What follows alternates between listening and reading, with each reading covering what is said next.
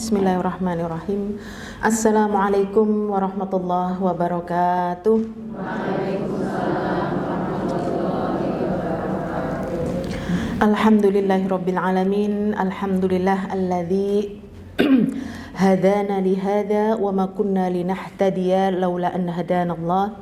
Allahumma arinal haqqa haqqan warzuqna ittiba'ah wa arinal batila batila warzuqna ijtinabah. Asyhadu an la ilaha illallah wa asyhadu anna Muhammadan abduhu wa rasuluh. Ya ayyuhalladzina amanu taqullaha wa qulu qawlan sadida yuslih lakum a'malakum wa yaghfir lakum dhunubakum wa may yuti'illah wa rasulahu faqad faza fawzan 'azima. Amsayna ala fitratil Islam wa ala kalimatil ikhlas wa ala dini nabiyyina Muhammadin sallallahu alaihi wasallam wa ala millati abina Ibrahim hanifan musliman wa ma kana minal musyrikin. Ibu-ibu yang dirahmati Allah, segala puji bagi Allah yang telah melimpahkan rahmatnya sehingga kita sore hari ini kita sama-sama kumpul di salah satu taman-taman surga untuk kita sama-sama bertolabul ilmi. Tidak lupa sholawat dan salam semoga senantiasa tercurah kepada uswah hasanah kita Nabi Agung Muhammad sallallahu alaihi wasallam beserta keluarganya, sahabatnya serta pengikutnya yang senantiasa istiqomah di atas sunnahnya hingga datangnya hari kiamat. Ibu-ibu yang dirahmati Allah, pada kesempatan sore hari ini kita akan bahas tentang ithar. Apa itu ithar? Ithar itu artinya adalah mendahulukan kepentingan orang lain di atas kepentingan dirinya sendiri, ya, Masya Allah.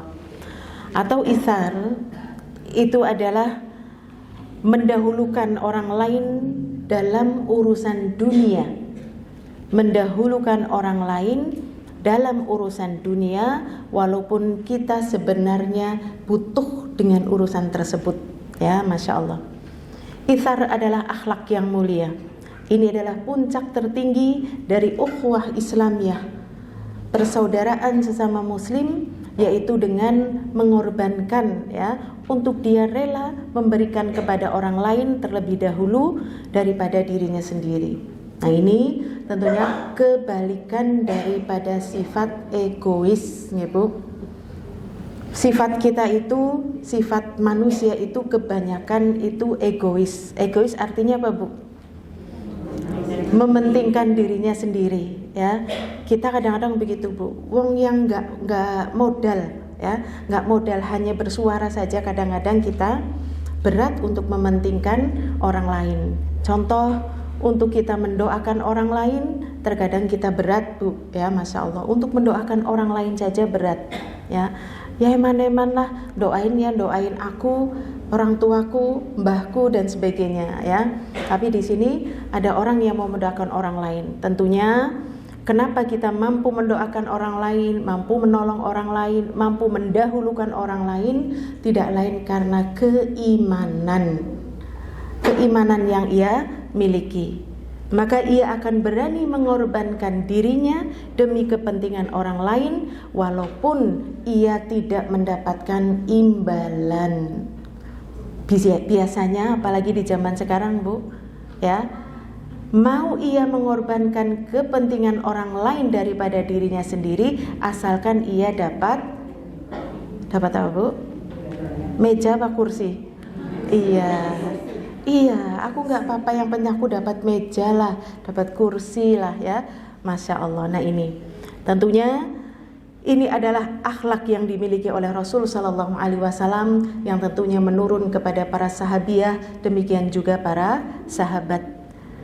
Inilah akhlak para sahabat-sahabat Rasul Sallallahu Alaihi Wasallam. Mereka benar-benar lebih mendahulukan orang lain daripada dirinya. Dan ini terjadi pada kaum Ansor.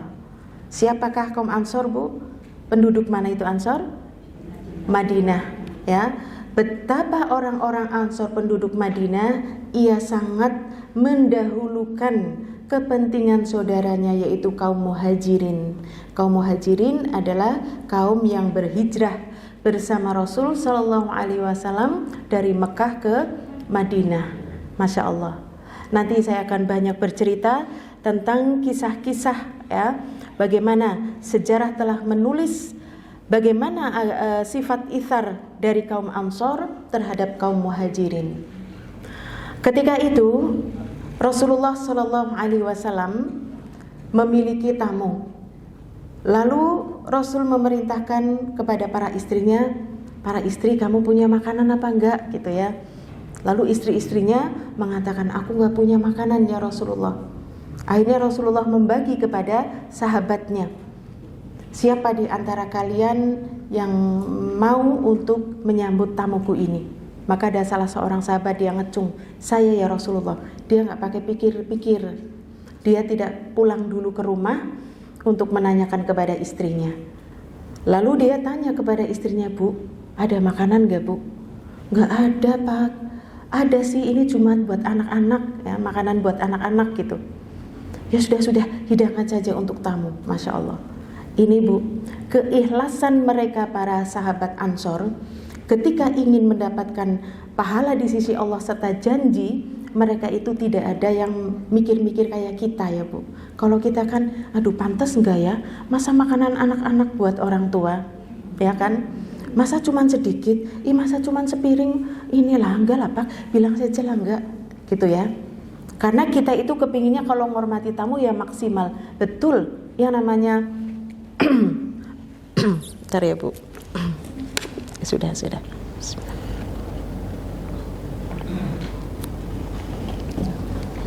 Yang namanya kita itu kalau menghormati tamu ya kepinginnya makanannya meja penuh ya, dengan hidangan yang enak-enak, kemudian dipersiapkan. Nah ini biasanya tamu yang ia datang sudah berjanji ya, mungkin sepekan sebelumnya, 3 hari, aku besok mau ke situ.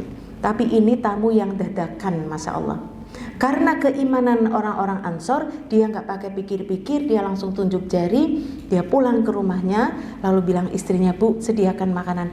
Anaknya buat anak-anak pokoknya sediakan saja buat tamu, anak-anaknya itu tidur gasik, biar mereka tidak ngerengek minta makan. Kemudian dinyalakanlah lampu, lalu anaknya ditidurkan, lalu sahabat ini apa Bu? Dia menyediakan piring ya, piring-piring. Kemudian disediakanlah makanan di piringnya, lalu istrinya itu ingin seolah-olah membesarkan lampu, ternyata lampunya malah mati gitu ya. Sudah, monggo silahkan, maaf ya lampunya mati ini, enggak apa-apa. Lalu dijamu makan, Masya Allah. Begitu makan, tuan rumahnya itu tidak makan beserta istrinya, dia hanya kelontang-kelonteng saja ya, Masya Allah. Kelontang-kelonteng, seolah-olah dia sedang ikut makan dan lahap. Masya Allah. Setelah itu tamunya pulang, lalu ini sahabat dia tidur, lalu pagi harinya kedua sahabat ini mendatangi Rasul Shallallahu Alaihi Wasallam. Dia tidak bercerita lah ya tentang aku nyuguh teli tadi malam pakai ini ya Rasulullah. Begitu mereka berdua datang, maka Rasul Shallallahu Alaihi Wasallam beliau mengatakan, tadi malam Allah itu tertawa, Masya Allah. Kenapa tertawa? Karena Allah takjub dengan kalian berdua ya. Kalian ini bukan menipu, tetapi saking inginnya menghormati tamu, kalian tidak peduli makanan itu makanan anak, tidak peduli anak-anaknya kelaparan, yang penting tidur, yang penting lagi adalah bisa menghormati tamunya. Lalu tahu tidak, dengan sebab kelakuanmu itu ya, Masya Allah, Allah itu tertawa, lalu Allah menurunkan surat Al-Hasyr ayat yang ke-9, Masya Allah. Surat Al-Hasyr ayat yang ke-9, Allah berfirman yang artinya dan mereka mengutamakan orang-orang muhajirin atas diri mereka sendiri sekalipun mereka memerlukan apa yang mereka berikan. Ya, ini diantaranya. Ya, walladzina yatabawwa'ud daru wal imana min qablihim ila akhirih ya. Lalu di situ ada kalimat wa may yuqasukha nafsihi faulaika humul muflihun. Di sini Allah menerangkan tentang bagaimana kaum Ansor itu benar-benar mau mengorbankan dirinya hanya untuk menghormati kaum Muhajirin. Masya Allah. Bayangkan Bu, kalau ini bukan karena iman ya, kalau bukan karena iman, pasti mereka seperti kita, mungkin pikir-pikir, merasa tidak pantas, kemudian dia tidak yakin, ya, sehingga dia akan mendapatkan balasan sekalipun dilakukannya. Tamunya itu datang pada malam hari, qadarullah lampunya itu mati, ya, berarti di dalam kegelapan dan gelap dia melakukan kebaikan, tetapi Allah tersenyum. Allah tertawa dengan sikap orang yang mendahulukan saudaranya daripada dirinya sendiri, padahal dirinya sendiri kan tidak ada makanan, Ibu, untuk dirinya. Dia mau mengorbankan anak-anaknya. Inilah yang disebut dengan ithar, ya. Ibu-ibu yang dirahmati Allah, ini banyak sekali kisah-kisah tentang itharnya para sahabat ataupun para sahabiah. Di antaranya adalah kisah dikisahkan dari Anas bin Malik, yaitu seorang Ansor namanya Abdurrahman bin Auf, ya. Ia dipersaudarakan dengan Sa'ad bin Al-Arabi. Ketika kaum muhajirin datang, Masya Allah, kaum Ansor ini dia menawarkan. Dia, Abdurrahman bin Auf itu orang yang kaya raya. Dia pun memiliki istri-istri yang cantik, istri-istri, jadi bukan satu. Ketika kaum muhajirin datang, ditawarkan, Bu. Yang ditawarkan, ini aku kasih harta separuh, ya, dan kau silahkan milih. Aku punya 2 istri, silahkan mana istri yang kau sukai, akan aku cerai, lalu silahkan kau nikahi. Masya Allah, ini sampai seperti ini loh, Bu, ya. Ada nggak ya, Bu, zaman sekarang, ya, Bu? Malah 2 ya kurang, ya, Bu. Iya, 2 ya kurang. Kan boleh masna wa thulatha wa ruba', ya. Boleh 2, boleh 3, boleh 4. Tapi bagaimana ia menawarkan istrinya, pilih mana yang tercantik. Bayangkan, Bu. Tidak milih mana, sebentar, aku pilih mana ya di antara istriku yang paling jelek, paling ini, udahlah untukmu. Tidak, supaya milih mana yang paling kau sukai, ya. Biasanya kan suka itu dari physically yang paling cantik, Masya Allah. Tetapi sahabat muhajirin tadi dia tidak mengatakan, dia berterima kasih dengan mengucapkan barakallahu laka fi ahlika wa malika. Terima kasih, semoga Allah memberkahimu pada harta dan keluargamu. Masya Allah. Kemudian sahabat muhajirin tadi dia tidak langsung menerima hartanya, tidak langsung pula menerima istrinya. Hanya dia mengatakan, dullani ala suq, tunjukkan kepadaku pasar. Mana pasar? Aku akan berusaha dulu, aku akan berusaha. Akhirnya sahabat muhajirin itu dia berjualan di pasar. Jualannya samin, ya, minyak samin dan keju, ya, untuk makanan seperti itu. Kemudian dagangannya laris, Bu. Begitu dagangannya laris, maka dia sudah punya harta nih, kekayaan. Lalu dia meminta kepada Abdurrahman bin Auf, salah satu istrinya. Lalu kemudian ia minta untuk selesai masa iddah setelah dicerai, Bu. Tidak dicerai langsung dikawin, ya. Diceraikan, diselesaikan masa iddahnya, ya, selama 3 kali suci, ya, 3 bulan. Lalu setelah itu dilamar, ya. Begitu dilamar dia menikahi. Pagi harinya Rasul Shallallahu Alaihi Wasallam bertemulah dengan sahabat muhajirin tadi. Kok kamu baunya lain nih? Ini bau wangi ini. Bajumu ini ada kuning-kuningnya, seperti itu, ya. Lalu sahabat muhajirin mengatakan, iya ya Rasulullah, saya tadi malam menikah. Masya Allah, ya. Dari mana kau mendapatkan harta dari mana? Ya, aku sudah ditunjukkan pasar, aku jualan ini, lalu aku melamarnya. Dengan apa maharnya? Aku memberikan ia mahar emas batangan sebesar kurma. Ya, kurmanya tuh gede, Bu. Segini, bukan segini emasnya, ya, Bu. Bisa diberikan emas seperti itu. Maka Rasul Shallallahu Alaihi Wasallam memerintahkan tadi kepada sahabat muhajirin untuk sembelihlah kambing, seekor kambing untuk walimatul urus, sebagai tanda syukurnya. Ini, Bu, kita tidak bercerita pengantin barunya, ya, Bu, tapi kita bercerita bagaimana pengorbanan kaum Ansor terhadap muhajirin. Ia mendahulukannya, ya. dan mau mengorbankan dirinya sendiri, ya. Dia butuh harta tapi ia mau berikan separuhnya. Dia juga perlu istri tetapi ia memberikan kepada sahabat Muhajirin, malah diberikannya adalah yang terbaik. Karena kita tahu bahwasanya Allah berfirman, belum dikatakan beriman seseorang sampai ia memberikan apa yang ia cintai, yang paling ia sukai ia diberikan. Bandingkan dengan kita ibu-ibu yang dirahmati Allah. Sebagian kita akan memberikan sesuatu itu adalah sesuatu yang mungkin paling jelek, ya, yang paling buruk, yang paling tidak kita sukai, ya, barulah diberikan kepada orang lain. Nah inilah ibu-ibu yang dirahmati Allah. Kemudian sikap itsar dimiliki oleh Abu Bakar As-Siddiq, ya. Bagaimana ia menginfakkan, mensodakohkan seluruh hartanya, Bu, seluruhnya, Masya Allah. Sampai Rasul Sallallahu Alaihi Wasallam kagum, seraya mengatakan, apa yang kau sisakan untuk keluargamu? Kok semua diberikan di jalan Allah? Inilah, ya, bukti itsarnya Abu Bakar. Beliau mengatakan, aku dan keluargaku terserah Allah dan Rasulnya. Masya Allah.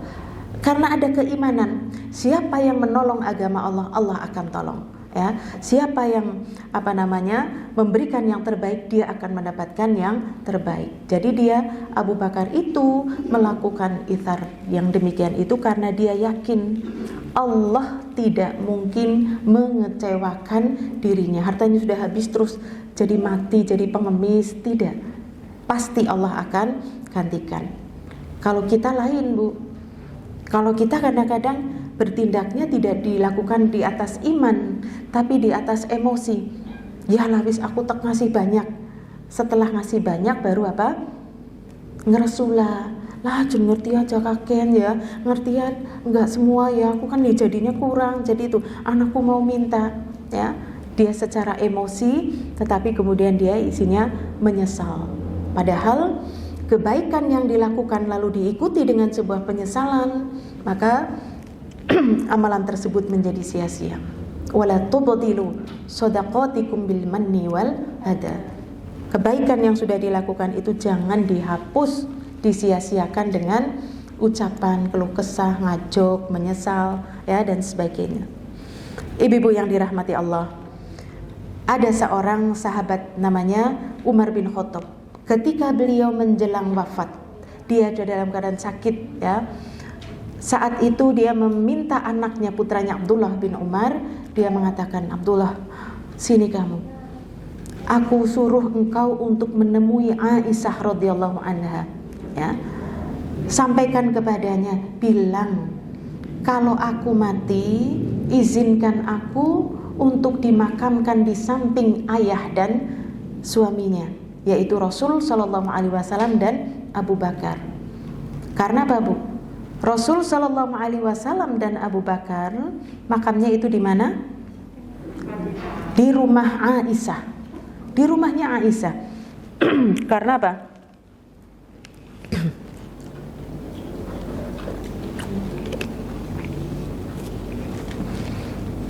Karena itu adalah wasiat dari Rasul Sallallahu Alaihi Wasallam. Beliau berwasiat kepada Aisyah, Aisyah, nanti kalau aku meninggal, aku dimakamkan di mana aku meninggal, disitulah aku dimakamkan. Ternyata beliau meninggal di rumah Aisyah, yaitu di Madinah, di dekat Masjid Nabawi. Di situ juga ada makam Baqi, tetapi Rasul minta dimakamkan di rumah. Akhirnya di rumahnya, yaitu ada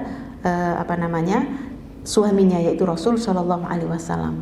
Lalu setelah Abu Bakar meninggal, Abu Bakar juga di makam di sampingnya Rasul Shallallahu Alaihi Wasallam. Padahal Aisyah pun menginginkan, ini masih ada satu kapling lagi, disinilah nanti aku akan dimakamkan jika aku mati.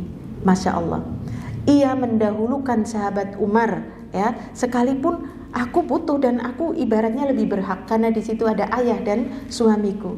Tetapi ia mengizinkan, silahkan Umar bin Khattab untuk dimakamkan di samping ayahku tadi, ya. Dan kita lihat bagaimana di makam Rasul Shallallahu Alaihi Wasallam, di situ ada 3 makam, ya. Ada Rasul Shallallahu Alaihi Wasallam, Abu Bakar, lalu Umar. Lalu Aisyah menerima untuk dimakamkan di makam Baqi, ya, di makam pemakaman umum. Inilah bentuk bagaimana kedermawanan Aisyah radhiyallahu anha mau mengorbankan dirinya, padahal ia lebih berhak untuk menempati di situ, tetapi dia mementingkan orang lain, yaitu sahabat Umar bin Khattab untuk bisa dimakamkan di situ. Masya Allah. Ini ibarat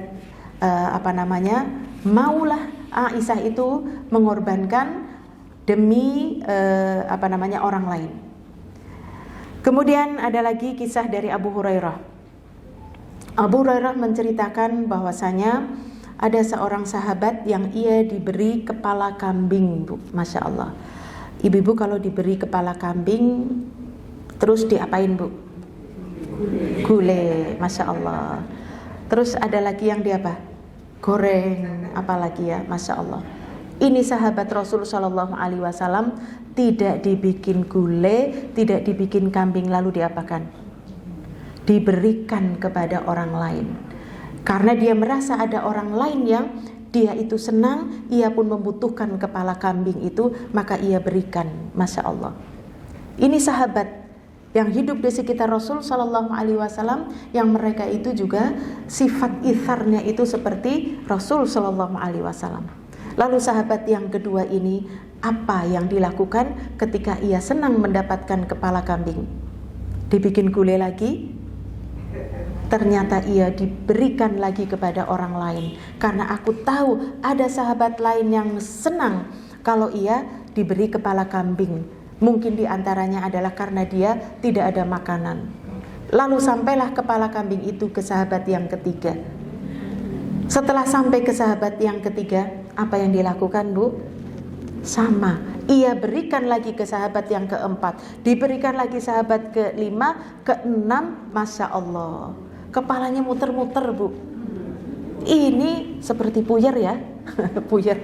Nah ini kepala kambing ini akhirnya apa? Diberikan yang keenam. Setelah sampai yang keenam, ia berikan lagi ke sahabat yang pertama. Masya Allah, balik maning ya. Ibaratnya begitu, aduh ini Masya Allah, kepalanya balik lagi. Ini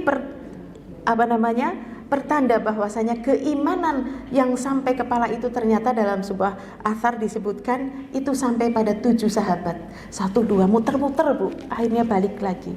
Intinya kalau memang rizkinya, ya pasti dia akan kembali lagi. Tapi di situ ada perjuangan. Dia bukan saja sekedar menerima kepala kambing seperti kita ya, Bu. Dikabari, Bu, di rumah saya mau ngirim kepala kambing. Apa yang disiapkan? Ayo cepet-cepet nak, bikin bumbu, bikin ini, Masya Allah, ya. Santannya cepat dan sebagainya. Padahal kepalanya belum sampai sudah dipersiapkan, ya. Tapi betapa itharnya para sahabat ini ketika ia menerima hadiah kepala kambing yang difikirkan orang lain, ya, yang difikirkan adalah orang lain. Dia tidak egois, ya, dia tidak mementingkan dirinya sendiri. Asik, hari ini aku makan gulai kambing, kepala kambing, ya, Masya Allah. Nah inilah ibu-ibu yang dirahmati Allah, bagaimana itharnya para sahabat. Mereka mau mengorbankan dirinya sendiri hanya untuk kepentingan orang lain. Ibu-ibu yang dirahmati Allah, bagaimana kita bisa belajar untuk ithar, ya, bisa atau mau mementingkan kepentingan orang lain. Di antaranya adalah keutamaan, ya, keutamaan daripada kita berbuat ithar, ya. Sebelumnya satu kisah lagi nih, Bu. Satu kisah lagi di antaranya adalah istri dari Rasul Shallallahu Alaihi Wasallam adalah Saudah binti Zam'ah. Saudah binti Zam'ah ini, Bu, dia saat itu sedang mendapat giliran malam tidurnya, ya. Zam'ah, Saudah binti Zam'ah.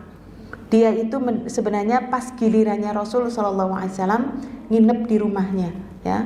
Tetapi ia mau untuk apa? Untuk Fatimah, ya, Fatimah, Aisyah. Karena apa? Iya, untuk Aisyah diberikanlah malam jatahnya itu untuk Aisyah, masya Allah ya.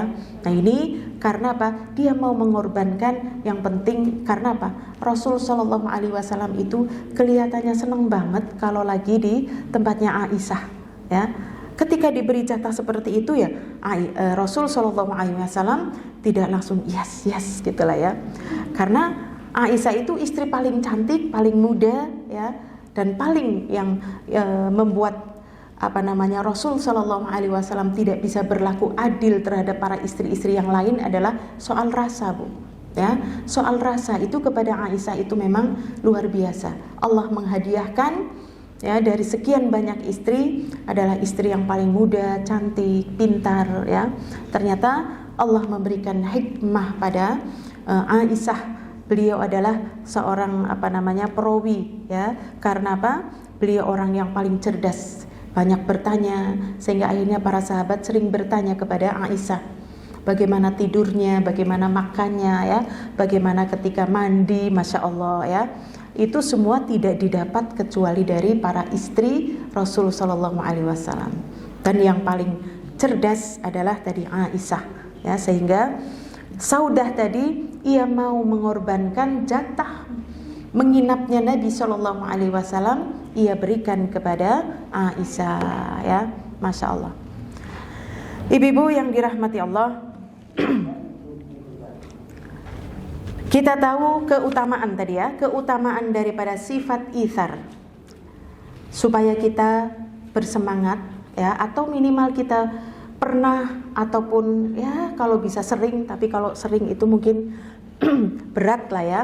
Tetapi kalau orang yang dirahmati oleh Allah maka bukan mustahil.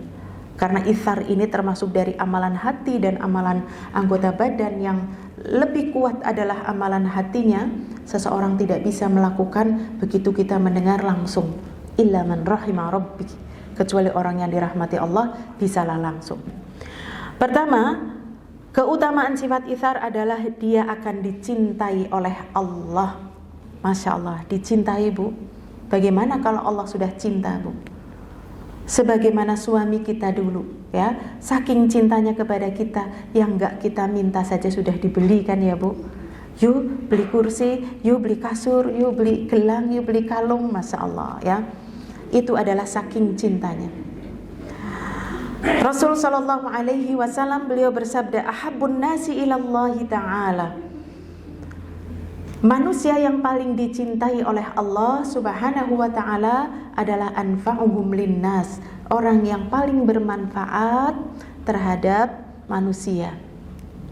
Dan orang yang bermanfaat diantaranya ada dalil berikutnya, wa afdalul a'mali ayyadkhula ala akhikil mu'min, yang paling baik adalah engkau memasukkan kebahagiaan ya ke dalam hati saudaranya atau terhadap saudara yang mukmin, sururon, kebahagiaan. Dan ternyata di antara bentuk kebahagiaan daripada itsar ini adalah mengangkat kesulitan dan kesusahan orang lain. Ini berat mengangkat kesulitan, Bu. Menyenangkan atau mengenyangkan orang yang lapar. Kita tuh lagi lapar juga, tapi ada orang yang lebih lapar, lalu dahulukan kepada mereka. Masya Allah ya. Inilah yang mengakibatkan Allah mencintai orang yang demikian. Dan bentuk sururan adalah melepaskan orang yang sedang terlilit hutang. Masya Allah ya, ini mungkin sebagian kita berat. Atau membuat orang lain bahagia. Inilah bentuk kecintaan Allah Subhanahu wa ta'ala, adalah orang yang paling bermanfaat bagi manusia. Dan sebaik-baik amalan adalah engkau memasukkan kebahagiaan kepada saudaramu yang beriman. Lalu Rasul Sallallahu Alaihi Wasallam mengatakan, wal ana, dan sekarang amsi, aku berjalan ma'a akhi, bersama saudaraku, fi hajatin, untuk memenuhi hajatnya, ahabbu ilayya, lebih aku cintai dari apa? Min an a'takif fi hadhil masjidil Madinah, daripada aku beriktikaf di Masjid Madinah, yaitu Masjid nabawi, syahron, 1 bulan. Masya Allah. Rasulullah Shallallahu Alaihi Wasallam mengatakan, sekarang aku keluar untuk memenuhi hajat saudaraku karena dia lagi butuh, entah butuh diantar, entah butuh makan, entah butuh pertolongan. Itu lebih aku cintai daripada aku iktikaf. Iktikaf itu bulan apa, Bu? Ramadan, ya. Di Masjid Nabawi 1 kali sholat berapa kali lebih baik? 1000 kali, Masya Allah. Dan di 1 hari beriktikaf itu tidak hanya 5 kali sholat, Bu. Banyak melakukan sholat-sholat sunnah, ya. Apalagi tahu seandainya kita umroh di bulan Ramadan, pasti kita akan banyak melakukan sholat-sholat mutlak, ya Bu, di sana, ya Bu. Karena apa? Mengingat keutamaan 1 kali sholat di sana saja akan mendapatkan 1000 kebaikan, 1000 lebih baik daripada sholat di masjid yang lainnya.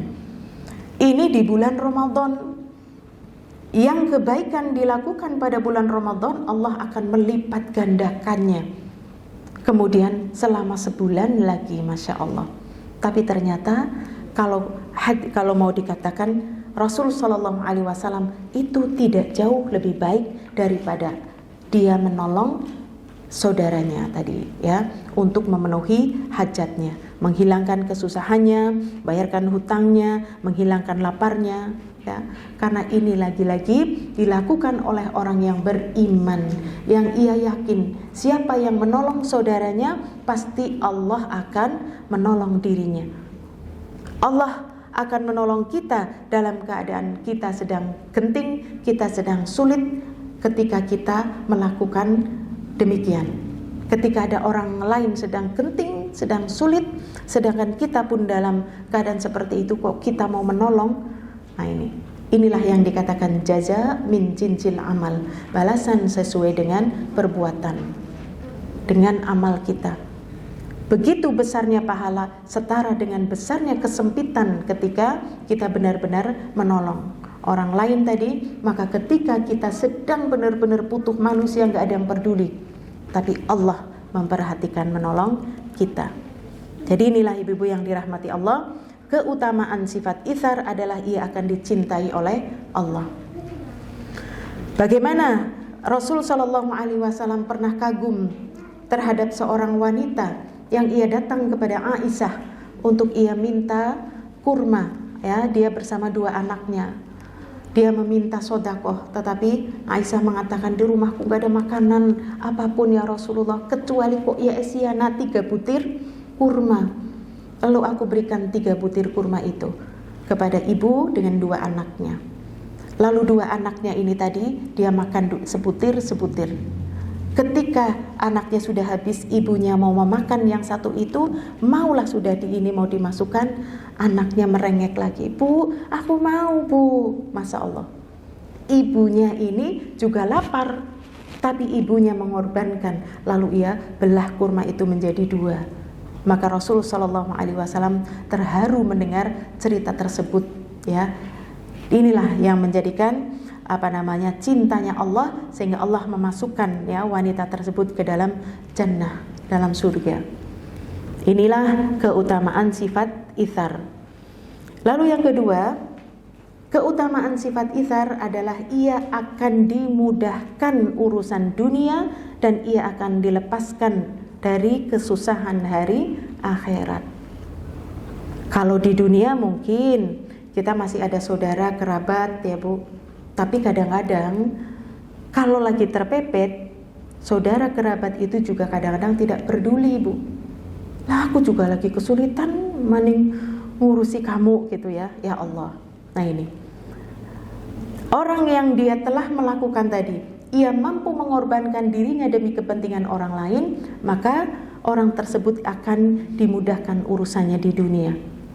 Kalau di dunia oke lah, kita masih ada yang bantu, tapi dia pun akan dimudahkan ataupun ia akan dilepaskan dari kesusahan di hari akhir. Apa kesusahan di hari akhir, Bu? Alam barzah, ya Bu. Itu hari, ya, tempat yang sangat sempit, ya, pengap, daftar tunggu lah, ruang tunggu, Bu, ya. sampai nanti terjadinya hari kiamat. Nah, ini Allah akan melepaskan kesusahan di hari akhirat dengan sebab orang tersebut telah membantu saudaranya ketika ia dalam kesulitan.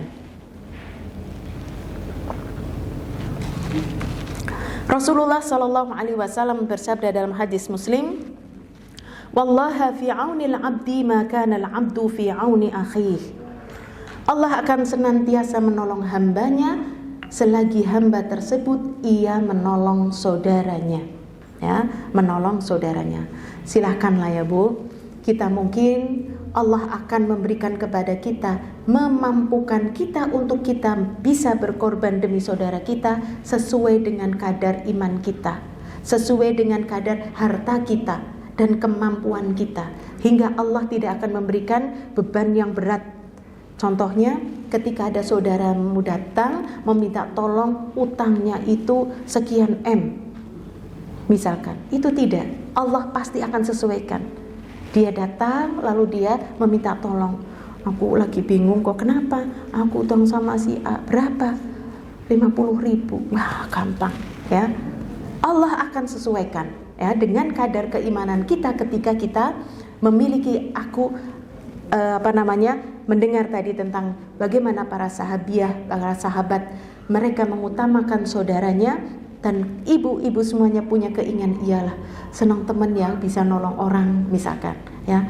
Allah akan sesuaikan dengan keadaan kita, tidak akan melebihi ya. Misalkan seperti tadi, lah ini sih abot ya, misalkan untuk melunasi hutang. Tapi kalau kisahnya tadi sahabat Ansor yang pertama Bu, jangan yang kedua. Sahabat Ansor yang pertama kan hanya untuk menjamu tamu ya, mungkin bagi kita mudah, lah gampang, maning di warung depan ya, itu Masya Allah ya, ini sayur ini ada, begitu aku siap ya sudah, naik motor ya, beli sayur ini. Nah, mungkin bagi kita sekarang mudah ya, Masya Allah. Tapi ya ada yang sudah dimudahkan seperti itu, masih ada yang tidak sanggup ya, tidak sanggup. Lah dadakan si Pak tamune kon ngene, lah jeneng ngrepoti temen, Masya Allah ya, ngerepoti gitulah ya. Ngerepoti temen, dadak gawe wedang aku lagi laya-laya gitulah ya, Masya Allah. Nah ini juga pernah loh Bu, ada kisah seorang sahabat, dia lapor kepada kepada Rasul Shallallahu Alaihi Wasallam, ya Rasulullah, saya punya istri itu senengnya ngersulan nek aku pulang gawa tamu ya. Katanya papake lo senengnya gawa tamu gitu ya, jadi ngerepoti bikin wedang anak ini apa-apa. Masya Allah, itu gimana ya Rasulullah? Rasulullah mengatakan, bilang kepada istrimu, sesungguhnya tamu yang datang ke rumahmu ketika ia pulang dia membawa bala dari yang ada di rumahnya. Lalu disampaikan kepada istrinya ya Bu,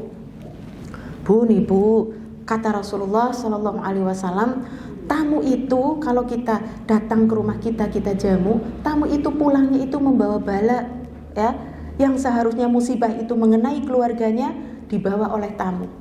Maksudnya bukan gamblok di tamunya Bu, nanti kita pada nggak mau bertamu ya. Tapi tamunya keluar, musibahnya juga keluar, bukan terus musibahnya ditimpakan ke tamunya. Wah, nanti kepada nggak mau bertamu ya. Tapi tadi ya, mungkin dia sedang terlilit hutang, begitu ia menghormati tamu, menjamu tamu keluar ya, ada kemudahan nyaur utang. Yang sedang sakit, begitu ia datang hormati tamu ini, maka dia pun akan terbawa sakitnya sembuh. Nah ini, makanya ibu-ibu yang dirahmati Allah, marilah kita buka lebar-lebar rumah kita ya, untuk siapa saja tamu yang datang. Jangan selalu beli alasan, Bu aku mau ke rumah, aduh maaf Bu saya pas jam segitu lagi keluar, terus ya tamu ini, aku gak bisa Bu, aku kayaknya masih ini, terus begitu ya. Masya Allah, ini tidak mau rumahnya kedatangan tamu, sehingga tadi bala itu terus saja berkutat di dalam rumah tersebut ya. Jadi ibu yang dirahmati Allah, Allah akan senantiasa menolong hambanya ketika hamba tersebut ia menolong saudaranya. Demikian juga dari Ibnu Umar, Rasulullah Sallallahu Alaihi Wasallam bersabda, "Man kana fi hajati akhi, kana Allah fi hajatihi." Siapa yang biasa membantu hajat saudaranya, maka Allah akan senantiasa menolongnya dalam hajatnya. Hadis riwayat Bukhari. Siapa yang senantiasa tadi ya, siapa yang biasa membantu hajat saudaranya, maka Allah akan senantiasa menolong dalam hajatnya. Ya, apa yang menjadi keinginan kita, Allah segerakan, ya, karena kita terbiasa tadi menolong saudara kita. Dan ibu-ibu yang dirahmati Allah, memasukkan kebahagiaan kepada orang lain memang berat, ya, karena tabiat kita, ya, tabiat kita itu egois tadi, ya, tidak suka senangnya itu lebih suka menyenangkan dirinya sendiri, ya. Makanya Bu, Masya Allah, sodakoh yang paling baik, yang pahalanya paling besar adalah sodakoh di saat kita sedang eman-eman terhadap uang, sedang kita lagi nabung untuk suatu hajat, dan pada saat sempit lagi kita nggak punya duit. Itu adalah sodakoh yang paling besar pahalanya di sisi Allah Azza wa Jalla, ya. Makanya keimanan kita itu semuanya harus dilatih agar kita benar-benar diuji oleh Allah tadi, apa benar jujur iman kita atau dusta. Bukankah setiap ujian yang Allah berikan kepada kita, Allah ingin mengetahui kondisi iman kita, apakah iman kita KW atau ori, ya, kita jujur atau dusta, ya. Kemudian ibu-ibu yang dirahmati Allah, selanjutnya keutamaan dari sifat itsar adalah ia akan meredam sifat pelit, ya, sifat kikir, ya, karena di dalam ayat tadi disebutkan waman yuha sukha nafsih faulaika humul muflihun. Barang siapa yang terlepas dari sifat kikir, ya, maka itulah orang-orang yang beruntung. Terlepas dari sifat bakhil, ya, maka ia adalah orang-orang yang beruntung. Maka dengan sifat itsar ini kita sedang melatih diri kita meredam untuk sifat kikir dan egois, ya. Setiap kita itu egois, ya, kadang-kadang ya kita, ya suami kita, ya mungkin anak-anak kita, karena saking sayangnya, ya, aku berikan untuk anakku kok, untuk istriku kok malah diminta misalkan, ya. Nanti kita juga akan teruji demikian, ya. Kemudian yang keempat, keutamaan dari sifat itsar adalah kesempurnaan iman. Ya, bagaimana kita belum dikatakan seseorang itu beriman sampai ia mensodakohkan apa yang ia cintai, ya. Setiap kita kan mencintai harta, ya, mencintai keluarga, ya, mencintai apapun lah, ya. Tetapi bagaimana kita akan dikatakan iman sampai kita memberikan apa yang kita cintai. Nah, ini terjadi pada diri Rasul Shallallahu Alaihi Wasallam ketika ia mendapatkan seperti burdah gitulah, ya, atau kain yang ditenun. Rasul itu senang terhadap kain tersebut. Ada sahabat yang meminta, yang senang. Rasulullah bagus loh, gitu ya. Kainnya bagus loh, Masya Allah. Sahabat yang lainnya mengatakan, kamu jangan bilang begitu. Rasulullah Shallallahu Alaihi Wasallam itu tidak pernah menolak apa yang diminta oleh siapapun, nggak pernah menolak. Ini sebuah isyarat ketika mengatakan, apik loh. Itu sebuah ungkapan akan mengatakan, kamu suka? Iya. Akhirnya dilepas, ya. Lalu sahabat yang lain tadi marah ibaratnya. Kok kamu melakukan hal tersebut? Aku akan memakaikan kain ini nanti untuk bungkus aku, mayit akan aku jadikan kain itu sebagai kain kafan. Masya Allah. Maka sahabat yang lainnya membenarkan bahwa ketika ia meninggal, kain itu dijadikan kain kafan untuk membungkus mayitnya. Inilah itsarnya Rasul Shallallahu Alaihi Wasallam. Kita mencoba, Bu, Masya Allah. Kita lagi pakai tas, tiba-tiba, ibu tasnya bagus loh, mau? Masya Allah.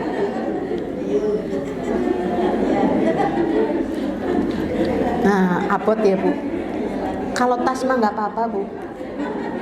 Bu, mobilnya bagus loh, Bu. Mau?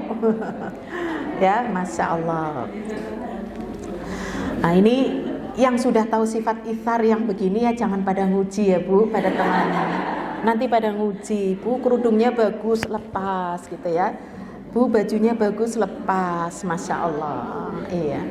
Tapi tahulah ya, karena apa? Sesama yang sudah duduk di kajian ini kan imannya sudah bertambah lah ya.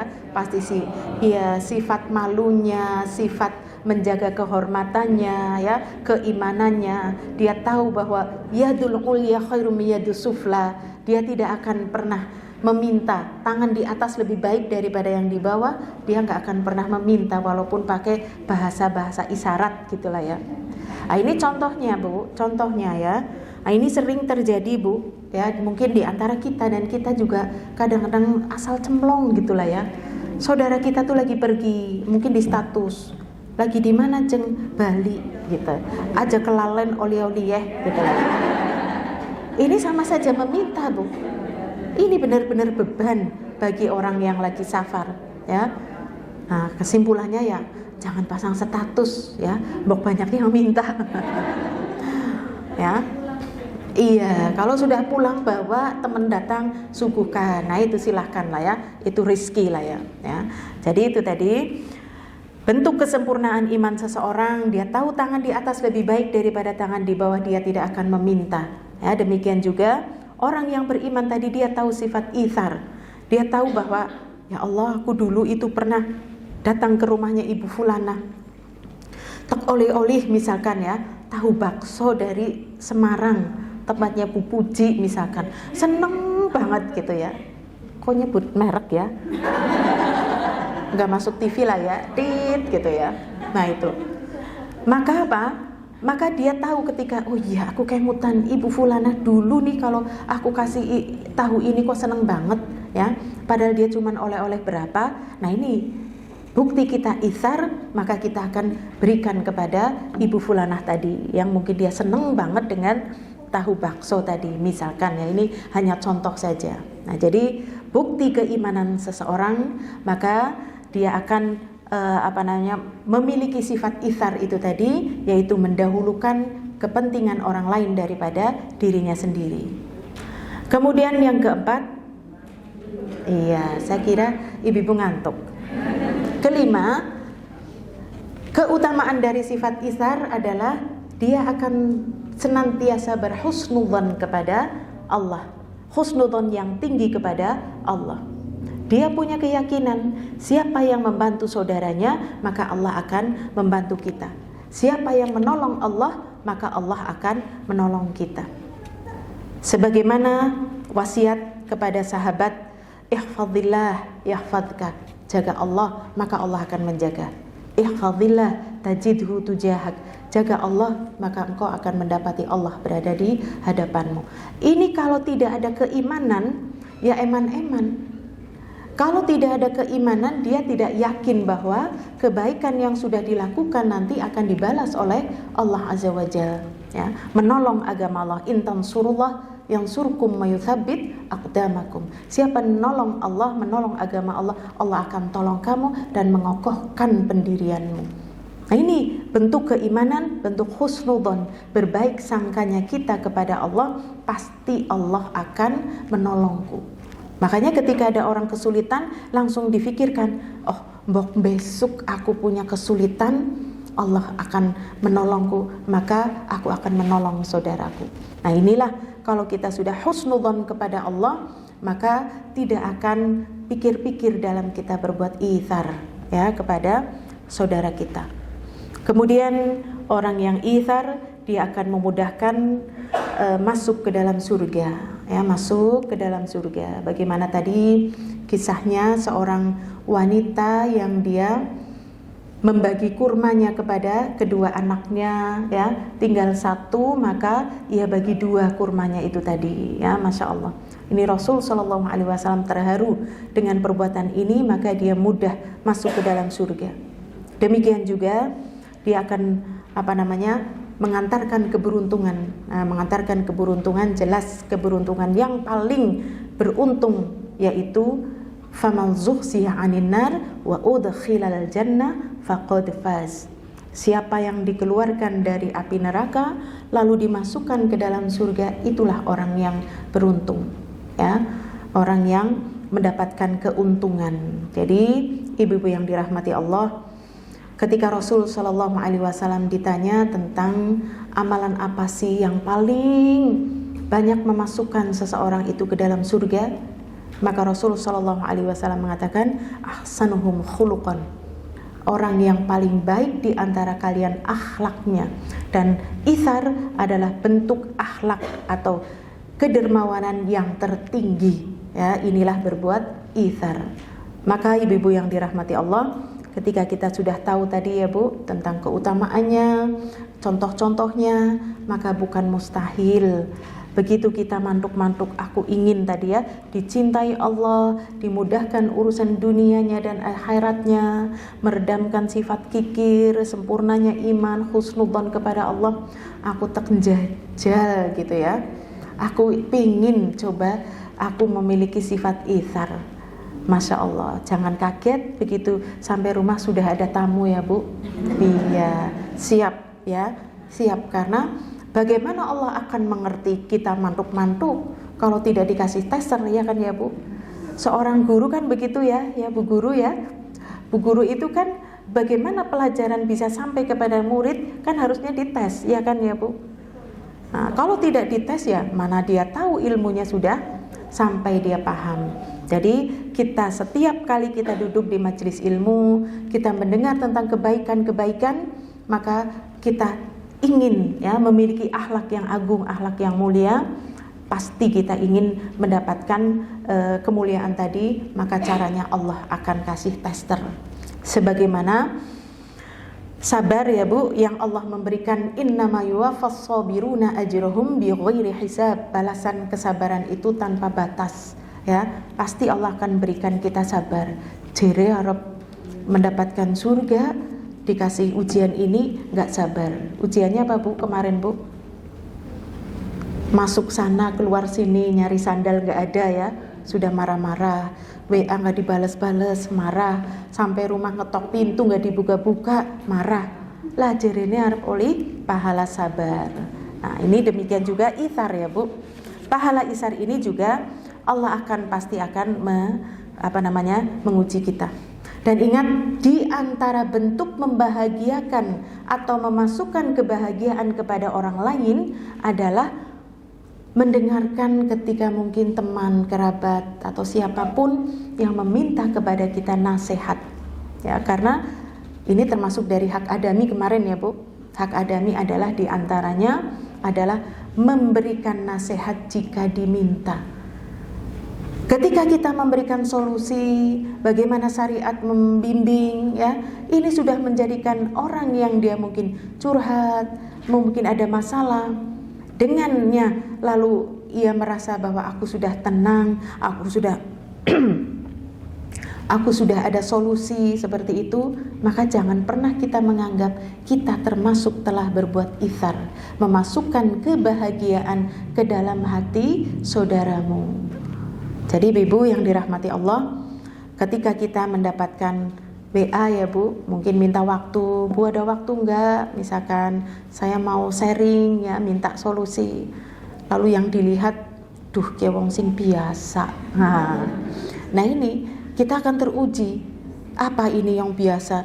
Apa nanti nyebelin, ngulur-ngulur, ngomongnya panjang gitulah ya. Karena memang macam-macam Bu ya, macam-macam ya, seperti saya contohkan orang-orang yang datang ke rumah tadi ya untuk meminta nasihat, Masya Allah ya, yang saya ingat adalah tadi aku memasukkan kebahagiaan ke dalam hati orang lain, tentunya Bu, karena ada Bu, orang memasukkan kebahagiaan kepada orang lain itu membela orang yang terkena masalah. Padahal saya sering setiap kali ada orang yang dia ada masalah, saya itu tidak bela Bu, sehingga ada yang marah. Dia mengira bahwasanya ketika meminta solusi itu sama seperti lari ke rumah sahabat. Kan kalau sahabat itu kalau diberi kalau kita curhat kepada sahabat pasti akan dibela ya Bu. Ke sahabat itu ya mungkin seringnya dibela gitu ya. Contohnya, "Jon bojoku kayak kiye loh. Neh nek aku ya." Wah. Oh, nek aku kayak gue harus bales. Misalkan ya, dia chattingan lo bales, kamu juga chattingan. Nah ini mungkin merasa dikomporin gitu lah ya. Nah ini. Jadi kalau saya itu kalau datang ke rumah sudah cerita masalahnya ya, saya hanya mengatakan, Bu, Allah tuh berfirman ya, musibah apapun yang menimpa dirimu itu pasti karena peran dosamu. Saya tapi nggak salah yang ini. Ya, tapi Allah yang sudah mengatakan mungkin kau tidak salah dengan suamimu, tapi mungkin kau salah dengan orang tuamu, dengan yang lainnya, tapi Allah membalasnya melalui orang yang engkau cintai. Ya, jadi kita memasukkan tadi bukan berarti membela, ya, tetapi mencarikan solusi. Bisa jadi supaya dia tidak merasa benar, sehingga dia tidak egois, ya. Dia di mata dirinya itu adalah paling benar, ya. Nah ini.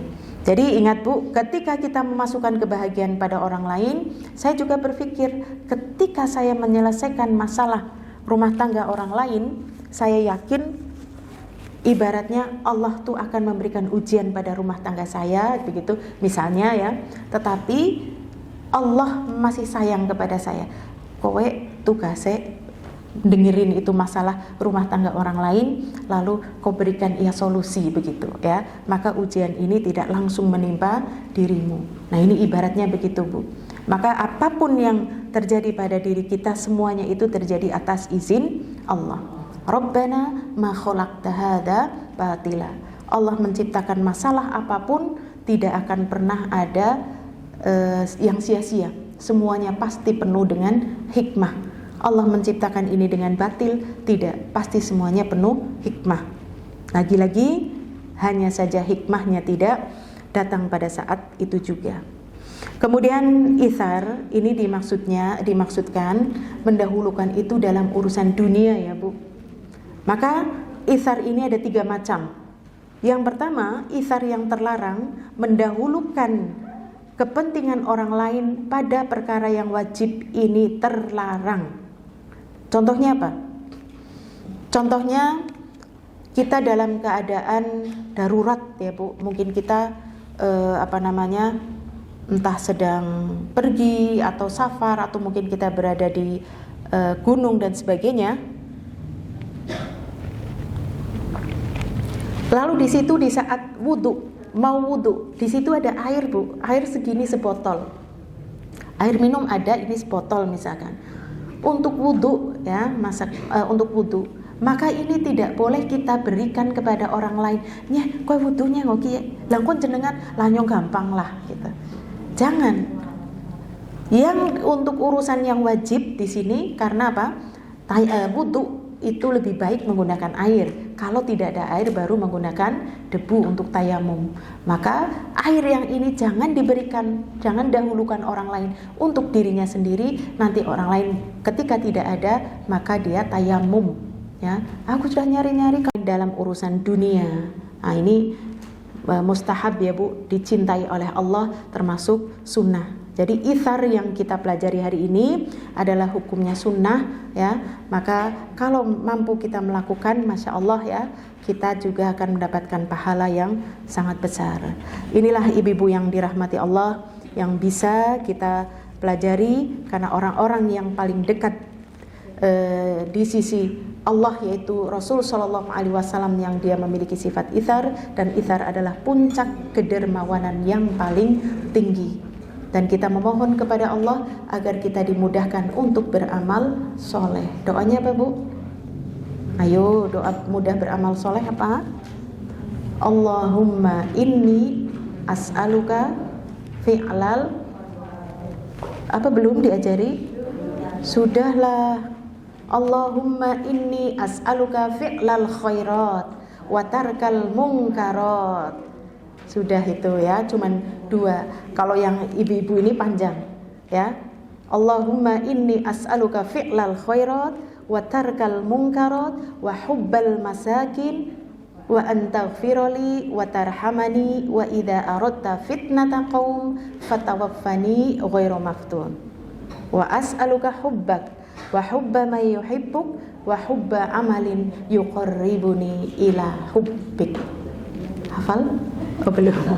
Ya, ini kayak ambil yang depan. Allahumma inni as'aluka fi'lal khairat wa tarkal munkarat. Ya Allah, sesungguhnya aku meminta kepadamu agar aku dimudahkan beramal soleh, amal yang baik, ya, dan dimudahkan untuk tarkal munkarat, meninggalkan kemungkaran.